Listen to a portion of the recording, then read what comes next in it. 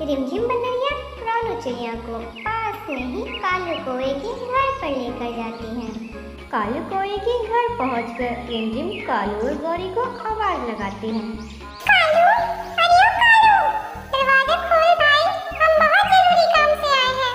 कालू और गौरी कोई तो आराम से अपने घोंसले में सो रहे थे। रिमझिम की आवाज सुनकर कालू कौवा गौरी से कहता है, अरे गौरी, देख तो सही दरवाजे पे कौन आया है। इतनी रात में दरवाजे पे कौन आया है? चैन से सोने भी नहीं देते। मैं नहीं जा रही दरवाजा खोलने, तुम ही जाओ। अरे भाई, कौन है दरवाजे पे?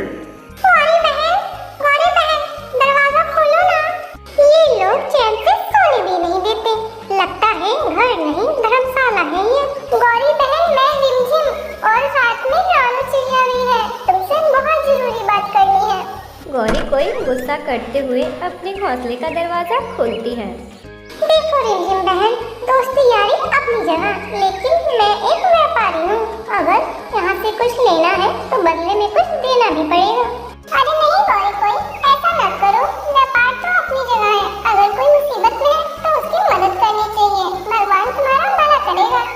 इसका बच्चा 2 दिन से भूखा है। बारिश भी बहुत तेज हो रही है। इस बारिश में अनाज ढूंढना बहुत मुश्किल है। प्लीज थोड़ी सी मदद कर दो। ना भाई ना, यहाँ कोई धर्मशाला नहीं है जो मैं मुफ्त में अनाज बांटती चलूं। चलो भागो यहाँ से। मेरे पास तुम जैसे लोगों को देने के लिए एक दाना भी नहीं है मुफ्त का। इतना कहकर गौरी कोई रानू चिड़िया के मुंह पर दरवाजा बंद कर देती है। रिमझिम बंदरिया रानू चिड़िया को टुन्नू चिड़िया के घर पर लेकर जाती है। देखो रानू बहन, मुझे तुम्हारे दर्द का एहसास है। मैं तुम्हारे बच्चे की भूख को समझ सकता हूँ, लेकिन मेरे पास ज़्यादा तो कुछ नहीं है। हाँ, लेकिन मेरे पास आज का अनाज है। एक काम करो, इसमें से आधा अनाज तुम रख लो, आधा मैं रख लूँगा। कल तक बारिश रुक जाए शायद, फिर हम लोग भोजन दोबारा इकट्ठा कर लेंगे। रानू चिड़िया टुन्नू चिड़िया को धन्यवाद देती है और वहाँ से अनाज लेकर बारिश में निकल जाती है। बहुत मुश्किल से वो अनाज लेकर अपने घोंसले तक पहुँचती है। गुड़िया अपनी माँ को भोजन के साथ देखकर बहुत खुश होती है और जल्दी से अनाज को खाने लगती है। कुछ ही देर में बारिश और हवा और तेज से चलने लगती है। तेज हवा चलने की वजह से कालू कौवे के घर की छत की दीवार टूट जाती है। उसके नीचे कालू और गौरी दब जाते हैं। अरे कोई है? हाय मेरा अनाज बारिश में भीग के सब खराब हो जाएगा। कोई है, मेरी मदद करो। तभी रिमझिम बंदरिया वहाँ दौड़ी आती है। अरे गौरी कालू, क्या हुआ? तुम दोनों को कहीं चोट तो नहीं लगी?